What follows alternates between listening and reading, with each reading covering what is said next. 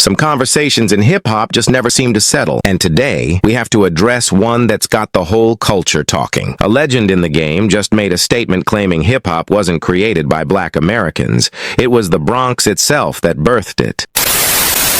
Yes, indeed, ladies and gentlemen, the legend king himself, Grandmaster Melle Mel. What I want to try to do is bring some kind of clarity to a situation that's been floating around.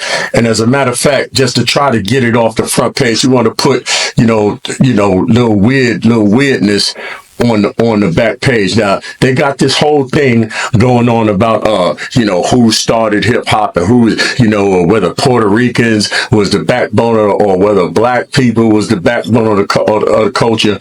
Now, there's no wrong answers. I don't believe in right or wrong answers, but it's results. Now, this is the bottom line. Now, that everybody got their opinion, so now this is my opinion.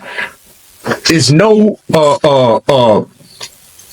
Black culture. Like hip hop is not Black culture. Hip hop is Bronx culture. All the shit that made hip hop, the building blocks of hip hop, it was formed in the Bronx. The first popular DJ is DJ 𝗩𝗂𝘁𝗵𝗲, Bronx cat. The first turntablist, Flash, Bronx cat. The first guy to do the scratch, Grand Wizard 𝗏𝗏𝗏, is a Bronx cat, right? The first MC, you're looking at him. I was born and raised in the Bronx, Monsignor Hospital. The Bronx culture is hip hop culture. So the fact that if you got two different sides arguing about the culture of hip hop, you didn't even say none of the Bronx guys' name. Like it's like all this we shit. Like you French? Who's all the we? First of all, whoever's speaking about that, you wasn't even there. I'm there. I'm 16, 17 years old. I'm looking at Herc and them. If you want to talk about hip hop culture and have it being beneficial for somebody, then why ain't he supposed to benefit Herc? Why you can't ask Cass or somebody? Ask somebody that was there. You're just going to take it upon yourself. Oh yeah, well, so and so started the culture. At the end of the day, the people wasn't even really behind hip hop like that. Bronx was behind hip hop. That's who was in the parties. And you had a couple of people from the outer boroughs and they came in, but the whole thing happened in the Bronx. Did you ask Herc? Did you ask Biggs or did you ask Flash? Well, Flash, what do you think about? Oh yeah, foundational Black Americans. We was Afro Americans probably back then. We wasn't even. It was no foundational Black Americans. It wasn't the people wasn't behind hip hop other than the people that went to the jams in the Bronx. And let me just say this: when hip hop was first spoken, like in the connotation of it being something, it wasn't even a term of endearment. The point that you're trying to make is pointless because first you wasn't there. It was only Bronx cats in the very beginning. We gotta put all that on the back page. Who's Puerto Rican? Who's Black? You know what I mean? That's not the issue. I'm going to address the 300-pound white elephant in the room. What do we do about Fat Joe? And the answer is not a thing. You do the same thing that when he said that did when he said it around. But now, you can like Joe, you cannot like Joe. Joe's a Bronx. Joe ain't no outsider. He's a Bronx nigga. So at the end of the day, if it's a Bronx nigga from the crate crew or somebody, you call Joe, you wild and whatever. That's all that internet shit. See, that's that girl shit. You could say Joe, but when you see Joe, you gonna puff your chest up, you gonna get husky and say Joe. No, you're not. You don't gotta like Joe my nigga.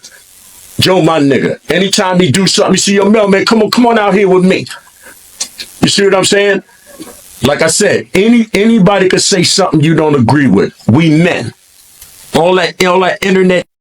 Oh yeah, you're gonna pass around a petition. Like what the f you gonna send them to Guatemala or something. You're going to send them to Guantanamo Bay or something. You know, anybody got an opinion. See, really, I don't really have a dog in the fight. I know I was there. I know everybody else that's talking about it wasn't there. But the thing, as far as that personalized it for me, was that I read, and it was in one, and they called Joe a white Puerto Rican. I don't know about all that. He's Puerto Rican.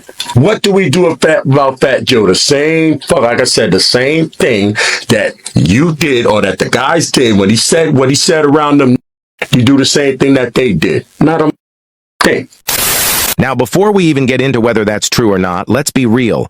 Credibility matters. This is coming from someone who, just a couple years ago, was saying Eminem only got to where he is because of his skin color. But now, suddenly race isn't a factor in hip-hop at all. That's a pretty big contradiction. And let's not forget, he's even been part of past discussions acknowledging that hip-hop was created by Black Americans. So why change the story now? Nobody is denying that Puerto Ricans and other groups played a role in hip-hop's development. But the foundation, the DNA, that comes from Black American culture. Think about it. DJing, breakdancing, rapping, and even the entire party culture that birthed hip-hop were things Black Americans were already doing long before it had a name. James Brown's record set the standard for breakbeats, rhyming over beats. That was happening in the streets of Black communities well before the Bronx put a label on it. There's video footage of people rapping in the 1940s, the call and response style that dominates hip-hop. And listen to me, God walked down to the brandy sea. He declared that he must send a man, and then he decided to destroy the land. He spoke to Noah. That traces back to the Black church and even further to African traditions. The funk, the soul, the rhythmic storytelling was all there. So when people say it wasn't a Black thing, it was a Bronx thing, what they're really doing is trying to erase the cultural roots and make it seem like hip-hop just magically appeared in one place. The Bronx was the incubator, no doubt, but the ingredients, they were already cooking in Black America long before that. This whole let's take race out of hip-hop narrative isn't new. And every time Black culture creates something, there's always a push to make it universal so that ownership gets blurred. Look at what happened to rock and roll, blues, jazz, and even country music. The pioneers were Black, but history got rewritten, and that's exactly why conversations like this matter. If we don't correct the narrative now, in a few decades, people will be debating whether hip-hop was even a Black creation at all. And that's a dangerous game. This isn't about disrespecting a pioneer's legacy. He's a legend, no doubt. But when it comes to the history of hip-hop, we have to keep it real. We can't let personal biases, revisionist history, or an attempt to play nice erase the truth. So now, I gotta ask y'all, do you think this change in narrative is intentional, or is it just out of touch with reality? And more importantly, do these conversations help protect hip-hop's history, or are people making a big deal out of nothing? Drop your thoughts in the comments, and remember to hit the subscribe button if you want to see more content like this. Thanks for watching. Noah stopped, he said, Noah, I want you to build me an ark. I want you to build it 3 cubits long. I want you to build it big and strong.